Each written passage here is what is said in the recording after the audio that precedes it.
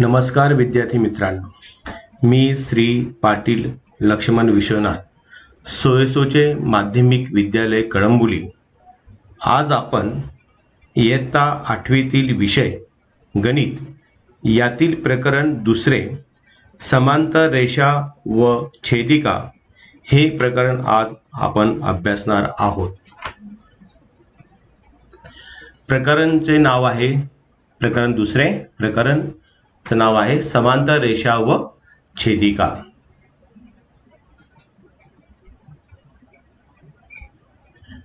यामध्ये आपण समांतर रेषा व छेदिका यामध्ये आपण संगत कोन पाहणार आहोत, विक्रम कोन पाहणार आहोत, आंतर कोन पाहणार आहोत, समांतर रेषा आपण पाहणार आहोत. तर सुरुवातीला आपण समांतर रेषा याच्याविषयी अभ्यास आपण 5वीला 6वीला 7वीला केला आहे. तरी पुन्हा जरा आठवूया, या संदर्भामध्ये आपण पाहूया काय तुम्हाला आठवतं मागे आपण काय शिकलो. तर एकाच प्रतलात असणाऱ्या आणि एकमेकींना न छेदणाऱ्या रेषांना समांतर रेषा म्हणतात. आता एकाच प्रतलामध्ये, प्रतल म्हणजे हा पूर्ण असा भाग असेल प्रतल, आणि एकमेकींना न छेदणाऱ्या रेषांना, ह्या रेषा आपण कितीही वाढवल्या, आपण किती असे वाढवले, इथे बाण दाखवले, कितीही वाढवले आपण, तर ही रेषा आणि ही रेषा एकमेकींना कितीही वाढवल्या तरी सुद्धा छेदणार नाहीत, आणि म्हणून यांना आपण समांतर रेषा म्हणायचं आहे. रेषा यल म्हणजे ही रेषा व रेषा यम ही रेषा समांतर रेषा आहे. आणि ते कसं लिहितात, तर रेषा यल समांतर चिन्ह जे आहे ते उभ्या दोन रेषा काढायच्या आहेत, रेषा यम असं लिहिलं जातं. म्हणजे रेषा समांतर लिहिण्यासाठी हा सिम्बॉल वापरला जातो. नेहमी लक्षात ठेवायचं आहे, दोन उभ्या रेषा म्हणजे समांतर आहेत. म्हणजे तुम्ही 9वीला गेलात 10वीला गेलात तरी सुद्धा तुम्हाला लक्षात येईल की दोन समांतर रेषा आठवायचं आपण काय शिकलोय. दोन रेषा उभ्या असतील तर ह्या समांतर रेषा आहेत असं आपण समजायचं आहे. आता पुढचा आहे पॉइंट छेदिका. तर शेजारील आकृतीत म्हणजे ही आकृती जी आहे त्यामध्ये एम रेषा आहे, एन रेषा आहे. यांना रेषा यल अनुक्रमे, ही जी रेषा आहे यल, ही जी रेषा आहे ती अनुक्रमे म्हणजे क्रमाने दोन भिन्न बिंदूत छेदते. म्हणजे हा एक बिंदू आणि हा एक बिंदू, ह्या दोन बिंदूत छेदते. तर याला रेषा यम व रेषा यन यांची रेषा यल ही छेदिका आहे असं आपण म्हणणार आहोत. म्हणजे छेदिकेची व्याख्या काय आहे मग, जर एखादी रेषा दिलेल्या दोन भिन्न बिंदूत छेदत असेल तर त्या रेषेला त्या दोन रेषांची छेदिका म्हणतात. दोन भिन्न बिंदू छेदत असेल, ह्या बिंदूमध्ये आणि ह्या बिंदूत छेदत असेल तर त्या रेषेला त्या दोन रेषांची छेदिका म्हणतात. छेदिकेमुळे होणारे कोन, आता किती कोन तयार होतील या ठिकाणी, तर एकूण 8 कोन तयार होतील. म्हणजे हा बघा एक कोन AMP हा एक कोन, असा एक, नंतर हा 2, नंतर हा 3, म्हणजे एका कोणापाशी बघू आपण अगोदर 4 दिल बघा, हा 1, हा 2, हा 3 आणि हा 4. एका कोणापाशी 4 कोन, दुसऱ्यापाशी किती 4 कोन, 1 2 3 आणि 4, हे 4 आणि हे 4 एकूण 8 कोन तयार होतात. म्हणजे 8ही कोणापैकी प्रत्येक कोणाची एक भुजा छेदिकेवर आहे. म्हणजे कोणताही कोन घेतला, हा जर कोन घेतला तर ही छेदिका जी आहे या छेदिकेवर बघा कोन AMP म्हणजे ही छेदिकेवरती एक भुजा आहे बघा ही. हा जर कोन घेतला तर QMN म्हणजे बघा ही जी भुजा आहे इकडची ही भुजा ते छेदिकेवर आहे, आणि दुसरी भुजा दोन पैकी एका रेषेवर आहे. याचा उपयोग करून कोणांच्या जोड्या ठरल्या आहेत याचा आपण अभ्यास करणार आहोत. म्हणजे दुसरी जी भुजा आहे प्रत्येक कोणाची एक भुजा छेदिकेवर आहे व दुसरी भुजा दोन पैकी एका रेषेवर आहे. दोन पैकी म्हणजे आता बघा ही जर असेल तर इकडं असणार आहे, दुसरी भुजा इकडं असणार आहे, या कोणाची भुजा या बाजूला असणार आहे. आता पुढे आपण पाहणार आहोत संगत कोन. आता करस्पॉन्डिंग अँगल्स ही आकृती बघा यामध्ये, आणि ही व्याख्या बघा. ज्या जोडीतील कोनांच्या छेदिकेवरील भुजा एकच दिशा दर्शवतात व छेदिकेवर नसलेल्या भुजा छेदिकेच्या एकाच बाजूस असतात ती जोडी संगत कोनाची जोडी असते. म्हणजे छेदिकेवरील भुजा एकच दिशा दर्शवतात. म्हणजे आता आपण बघूया, ही बघा ही जोडी दिसते तुम्हाला, ही जोडी म्हणजे कोन AMP म्हणजे हा कोन आहे. आणि दुसरा कोणता कोन दिसतो तुम्हाला, दुसरा कोन MNR म्हणजे तुम्हाला हा एक कोन दिसतोय, इथला हा एक कोन, दुसरा हा एक कोन दिसतोय. तर ह्या दोन्ही कोनांची एक भुजा छेदिकेवरच आहे. म्हणजे बघा असा हा कोन आला, ही भुजा जी आली, आणि याची पण बघा ही भुजा या इकडेच आली, म्हणजे छेदिकेवरच आहे, आणि त्यांची दिशा ही वरच्या बाजूलाच आहे. म्हणजे दिशा दर्शवतात भुजा. ज्या जोडीतील कोनांच्या छेदिकेवरील भुजा एकच दिशा दर्शवतात, म्हणजे कोणती दिशा दर्शवतात, वरच्या बाजूला ए साईडला दर्शवतात, या बाजूला. आणि छेदिकेवर नसलेल्या भुजा म्हणजे छेदिकेवर कोणती भुजा नाहीये, तर कोणाची ही भुजा नाहीये, आणि ह्या कोणाची ही भुजा नाहीये, ही भुजा. तर त्या एकाच बाजूस म्हणजे ह्या छेदिकेमुळे दोन भाग झाले, हा एक भाग आणि हा एक भाग. तर या भाग एकाच बाजूस म्हणजे एकाच बाजूला ह्या दोन्ही, ही भुजा, ह्या कोणाची ही भुजा आणि ह्या कोणाची ही भुजा एकाच बाजूस आहे, म्हणजे ह्या बाजूस आहे, म्हणून त्याला संगत कोन म्हणायचं आहे. तर ही जोडी बघा, म्हणजे हा कोन आणि हा कोन. आता दुसरी जोडी बघा, कोन PMN म्हणजे हा कोन, हा खालचा कोन, आणि दुसरा त्याला जोडीला RNT म्हणजे हा कोन PMT म्हणजे एक भुजा बघा छेदिकेवर आहे आणि त्यांची दिशा खालच्या बाजूला आहे, दोघांची दिशा खालच्या बाजूला आहे. आणि ज्या भुजा नाहीत, छेदिकेवर नाहीत, त्या एकाच बाजूस आहेत, म्हणजे ही सुद्धा संगत कोनांची जोडी आहे. आता आपण हे पाहिले आपण. आता इकडे पण पाहूया सेम, हा कोन AMQ आणि त्याला दुसरा MNS, हा कोन आणि हा कोन. आणखी जोडी खालची घेऊया आपण, QMN आणि SNT, हा कोन, म्हणजे हा कोन आणि हा कोन. म्हणजे तुम्हाला काय लक्षात आलं, आपल्या मनातल्या मनात किंवा आपण स्वतः तयार केलेलं लक्षात ठेवण्यासाठी हे झालं आपण व्याख्येनुसार सर्व. परंतु लक्षात ठेवण्यासाठी एक सोपी पद्धत कोणती आहे, तर हा जर कोन घेतला तर एक कोन सोडून द्यायचा, पुढचा कोन घ्यायचा, ही जोडी झाली एक जोडी. जर हा कोन जर तुम्ही घेत असाल तर पुढचा कोन कोणता आला, हा आला, तो सोडून द्यायचा, हा कोन घ्यायचा. तसं इथं पण बघा, हा कोन जर घेतला, इकडचा कोन सोडून दिला हा, तर हा कोन घ्यायचा आपण. आणि हा जर कोन घेत असाल तर त्याचा पुढचा कोन हा सोडून द्यायचा, खालचा कोन घ्यायचा. म्हणजे एक कोन सोडून एक एका बाजूला, दुसऱ्या बाजूला सुद्धा एक कोन सोडून एक. तर आपल्या लक्षात ठेवण्यासाठी ही साधी सोपी पद्धत आहे. पुढचा आहे आंतरकोन. तीच आकृती आहे, आकृती तीच आहे, आंतरकोन इंटेरियर अँगल्स. ज्या जोडीतील कोन दिलेल्या दोन रेषांच्या आतील बाजूस आहेत व छेदिकेच्या एकाच बाजूस आहेत ती जोडी आंतरकोनाची जोडी असते. म्हणजे ज्या जोडीतील कोन दिलेल्या दोन रेषांच्या आतील, म्हणजे हे बघा आतमध्ये, आंतर शब्दाचा अर्थच आहे की आतमध्ये. म्हणजे हा कोन जर असेल त्याच्या आतमध्ये दुसरा कोन हा आहे, एकाच बाजूस म्हटलेले आहेत, म्हणजे या बाजूला, बरोबर. आणि छेदिकेच्या एकाच बाजूस आहेत, दोन रेषांच्या आतील बाजूस आहेत, आतील म्हणजे हा आतमध्ये आणि हा कोन आतमध्ये.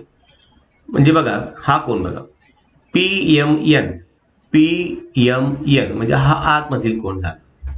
तर एकाच बाजूस ह्या बाजूस छेदिकेच्या एकाच बाजूस दुसरी कोणता कोन आहे? कोन MNR MNR म्हणजे हा बघा दोन्ही कोन आतमध्ये आहेत म्हणून त्याला आंतरकोनाच्या जोड्या म्हटल्या गेल्या. दुसरे बघा या बाजूस दुसऱ्या बाजूस QMN व दुसरा कोन MNS म्हणजे हा कोन आणि हा कोन याला आंतरकोनाच्या जोड्या म्हणतात. आणि अशा जोड्या फक्त 2 असतात. संगत कोनामध्ये किती जोड्या पाहिल्या आपण? संगत कोनामध्ये 4 जोड्या पाहिल्या.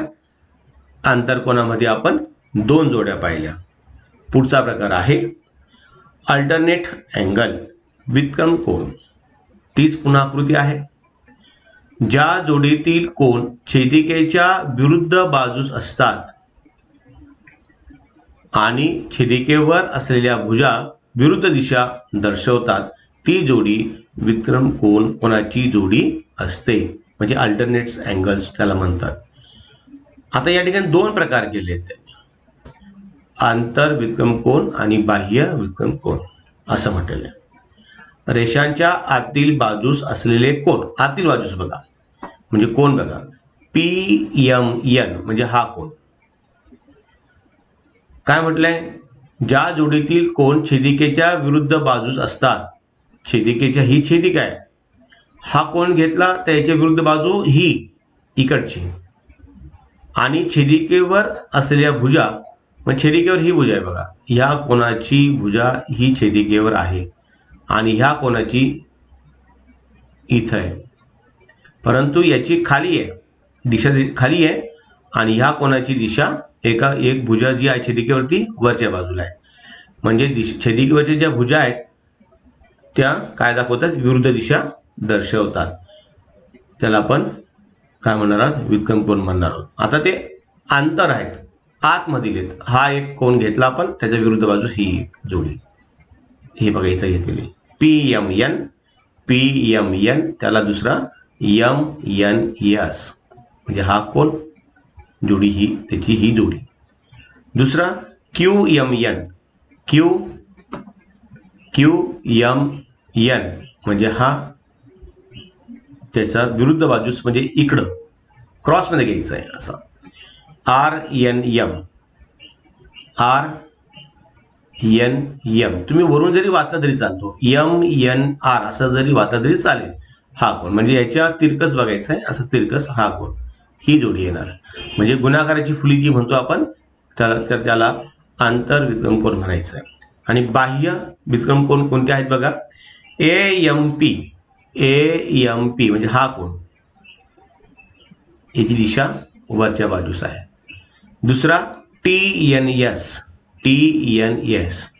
म्हणजे छेदिकेवर जी भुजा आहे ती खाली दाखवते.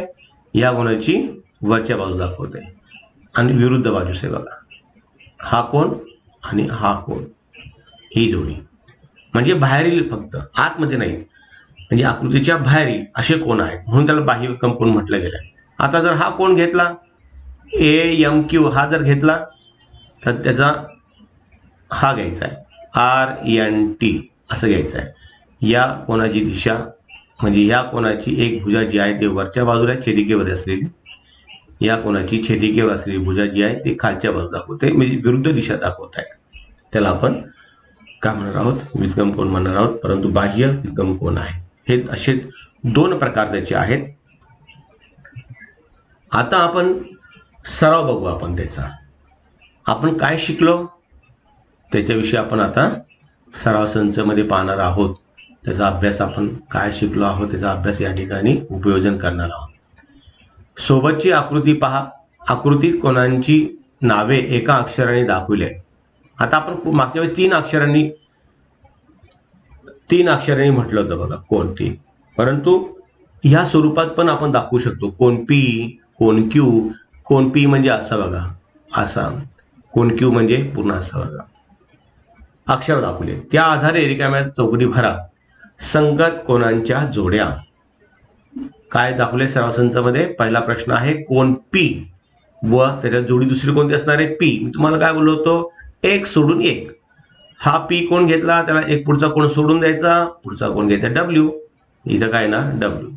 आणि जर आकृतीप्रमाणे जर जायचं असेल तर त्याची भुजा हे बघा, एक भुजा छेदिकेवर आहे वरच्या बाजूला आहे आणि ज्याचा दुसरं जी आहे एकाच बाजूला छेदिकेच्या एकाच बाजूस जो कोण आहे त्याची सुद्धा जी भुजा आहे ती म्हणजे हा कोण जो आहे डब्ल्यूचा हा कोण सुद्धा ती भुजा छेदिकेवर एकाच दिशा दर्शवतात, एकाच म्हणजे एकाच बाजूला दिशा दर्शवतात, म्हणून हा डब्ल्यू आला. म्हणजे व्याख्येप्रमाणे पी आणि डब्ल्यू. परंतु लक्षात ठेवण्यासाठी सोपी काय पद्धत आहे, एक सोडून एक घ्यायचा. आता समजा आपण क्यू घेतला, हा क्यू घेतला, हा सोडून दिला, एक्स घेतला. आर, आर कुठे हा बघा, हा आर, हा सोडून दिला, वाय घेतला, म्हणजे इथं काय येणार वाय येणार. एस हा घेतला म्हणजे याची भुजा खालच्या बाजूला आहे आणि कोण झेड बघा आता याची सुद्धा भुजा खालच्या बाजूला आहे. छेदिकेवरील जी आहे एक भुजा जी आहे, दोघांची भुजा जी आहे ते एका दिशेने खालच्या दिशेने दर्शवली जाते, म्हणजेच कोण एस व कोण झेड. म्हणजे एस नंतर सोडून दिला, डब्ल्यू सोडून दिला, झेड घेतला. ही सोपी पद्धत झाली अशी. म्हणजे पी ला कोणता आला डब्ल्यू, क्यू ला कोणता आला एक्स, आर ला कोणता आला वाय आणि एस ला जोडी कोणती आली झेड. आता आंतर विक्रम कोणाच्या जोड्या आतमधील, आता जोड्या आतमधील घ्यायच्या आहेत. तिरकस हे बघा गुणाकाराची फुली लक्षात ठेवायचं, हे साधी सोपी पद्धत आहे. गुणाकाराची फुली कोण एस घेतला तर एक्स घ्यायचा, इथं काय येणार एक्स. डब्ल्यू घेतला तर काय येणार घेणार आर घेणार तुम्ही आर. पण व्याख्येनुसार काय झालं, या कोणाची एक छेदिकेवरील भुजा खालच्या दिशेने त्याच्या विरुद्धांगास हा कोण एक्स याची जी दिशा एक जी भुजा जी आहे ती छेदिकेवर आहे ती वरच्या बाजूला आहे, म्हणजे विरुद्ध दिशा दर्शवते. पहिल्या कोणाची जी छेदिकेवर आहे त्याच्या विरुद्ध दिशा एक भुजा दर्शवते त्याची. म्हणजे या ठिकाणी एस असेल तर एक्स, डब्ल्यू असेल तर आर, आर डब्ल्यू घ्या किंवा डब्ल्यू आर घ्या तरी चालेल.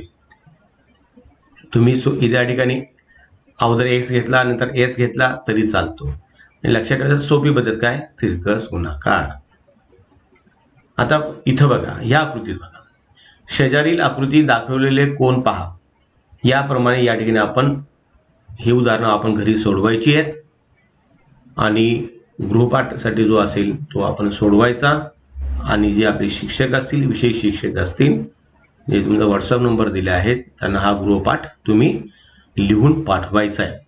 आंतरविक्रम कोण जे आहेत म्हणजे आतमध्ये जे आहेत तर या ठिकाणी तिरकस घ्यायचा असा, हा कोण घेतला बी, कोण एच, कोण सी, कोण ई.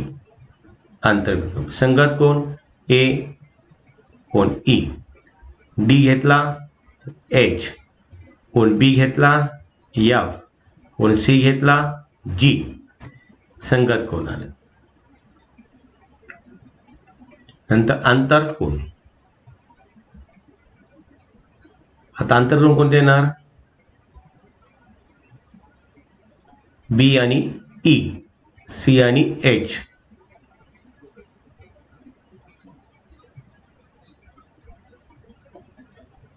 या समांतर रेषा असल्या पाहिजे.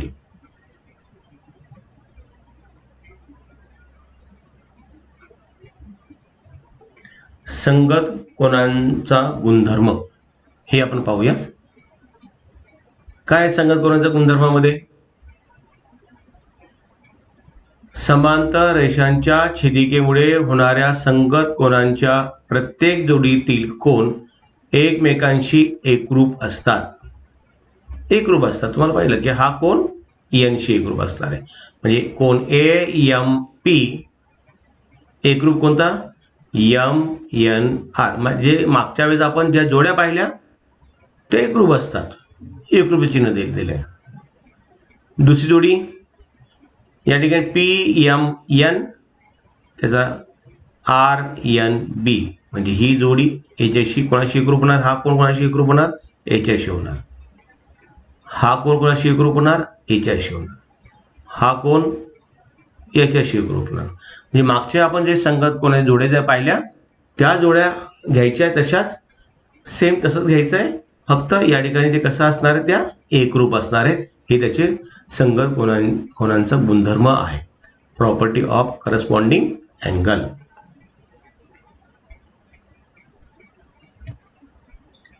सेम तसंच आहे.